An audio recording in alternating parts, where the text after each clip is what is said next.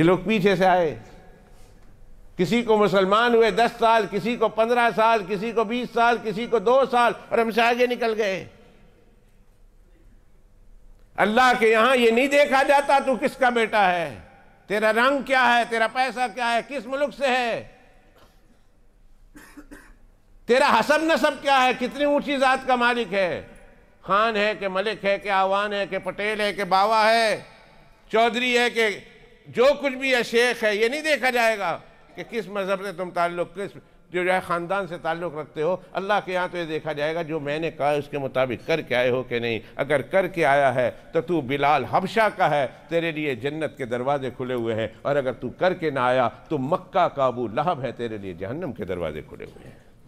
قرآن شریف کا صاف فیصلہ ہے۔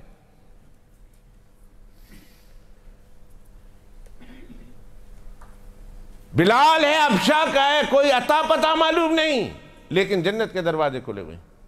جناب رسول اللہ صلی اللہ علیہ وسلم فرماتے ہیں بلال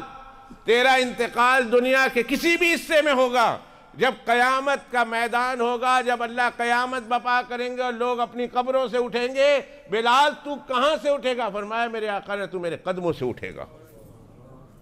بلال کا مقام، بلال کا مرقد، بلال کا روضہ، بلال کا مزار، بلال کی قبر مبارک ملک شام میں ہے، ملک شام میں دفن ہے، اور قیامت جب بپا ہوگی تو بلال محمد الرسول اللہ کے قدموں سے اٹھیں گے صلی اللہ علیہ وسلم۔ حضرت صالح علیہ السلام کی اونٹنی لائی جائے گی صالح علیہ السلام کے لیے، ہر پیغمبر کے لیے ان کی اپنی اپنی سواری ہوگی۔ میرے آقا علیہ السلام سے پوچھا گیا یا رسول اللہ آپ کی سواری تو ازبا ہے، یہ اتنی خوبصورت اونٹنی ہے اور اتنی میچور اونٹنی ہے، اتنی عقل مند اونٹنی ہے، قیامت کے دن آپ کے لیے یہ لائی جائے گی؟ میرے آقا نے فرمایا یہ تو میرے گھر والوں کی سواری ہوگی، میرے بچوں کی سواری ہوگی، اس پر وہ سوار ہو کر جنت میں جائیں گے، میرے لیے تو اللہ جنت سے خوبصورت ترین سواری لائیں گے۔ اور یہ فرمایا بلال تیرے لیے اللہ جنت سے ایک اونٹنی لے کر آئیں گے، جنت کی اونٹنی ہوگی، اور تو میرے ساتھ چل کر جنت میں داخل ہوگا۔ بلال کہاں کا؟ حبشہ کا، رنگ کیا کالا، ہونٹ کیا موٹے موٹے، اور حیثیت کیا غلام غلام غلام غلام سلیو۔ اور اللہ کے پیغمبر جب معراج شریف کی رات کو جاتے ہیں فرماتے ہیں بلال کیا تم عمل کرتے ہو، تمہارا ایسا کون سا عمل ہے؟ جب میں جنت میں چل رہا تھا تو میں نے جنت میں تمہارے پاؤں کی آواز میرے سے آگے سنی ہے، میں نے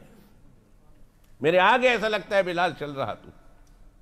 بلال کی آنکھوں میں آنسو آ گئے۔ حضرت بلال رضی اللہ تعالیٰ عنہ کہنے لگے یا رسول اللہ ایسا تو کوئی عمل نہیں، ہاں یہ ہے کہ وضو کرتا ہوں اور وضو کرنے کے بعد جو اللہ مجھے چند رکعتوں کی توفیق دے دیتے ہیں میں چند رکعت پڑھتا ہوں۔ میرے آقا نے فرمایا بلال اس نماز کو کمزور نہ سمجھنا، یہ وہی چیز ہے، یہ وہی عمل ہے جس کی وجہ سے اللہ نے جنت میں تیرے قدموں کی آہٹ میرے آگے سنائی دی۔ وہ بلال ہے حبشہ کا رہنے والا، اس ایمان کو پروان چڑھایا، جنت ان کے لیے دروازے کھلے ہوئے ہیں، اور وہی ابو لہب ہے، اتنا خوبصورت انسان، عرب لوگوں میں اسے ابو لہب کہا گیا۔ ابو لہب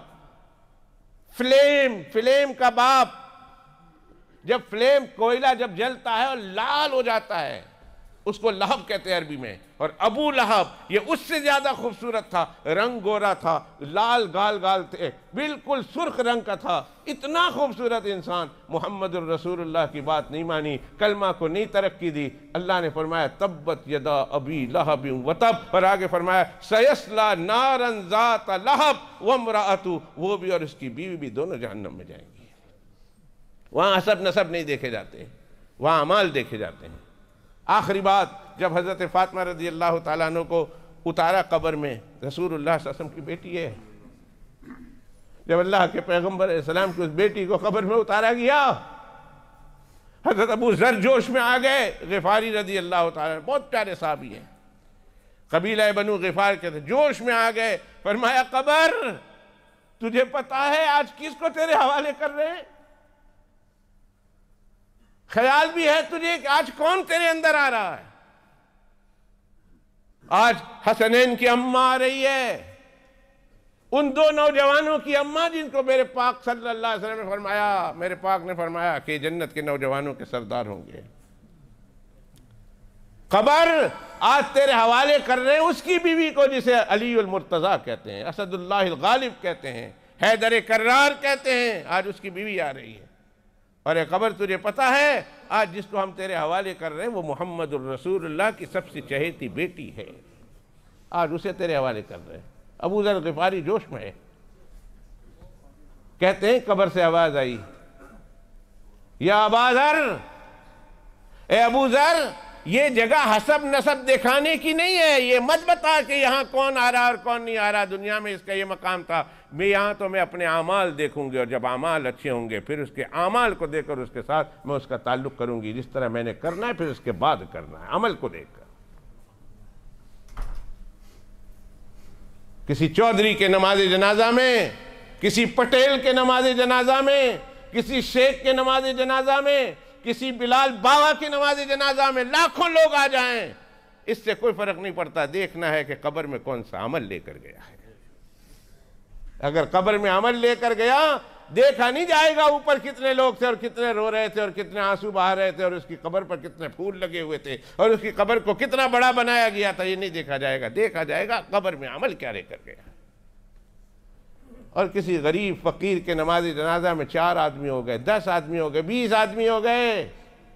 لیکن عمل لے کر گیا، جاتے ہی وہ قبر جو مٹی کی بظاہر ہم کو نظر آتی ہے، اللہ اسے جنت کے مکان میں تبدیل کر دیتے ہیں۔